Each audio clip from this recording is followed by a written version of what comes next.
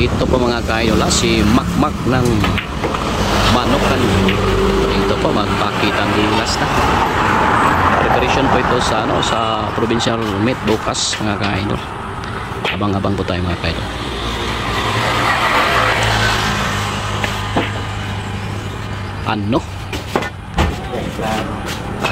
Namagoy player mga ka-idol, may player na sa ensayo mahina, pero sa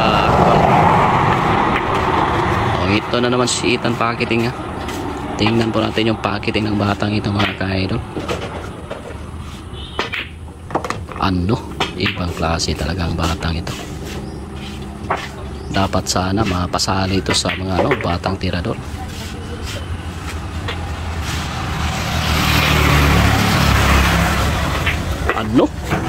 Grabe preparation po ito ha. Ito po yung dalawang player na sa Manokan na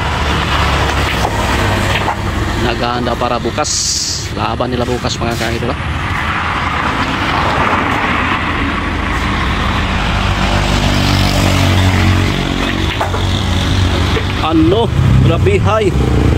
Grabihay mga ka-idol ha.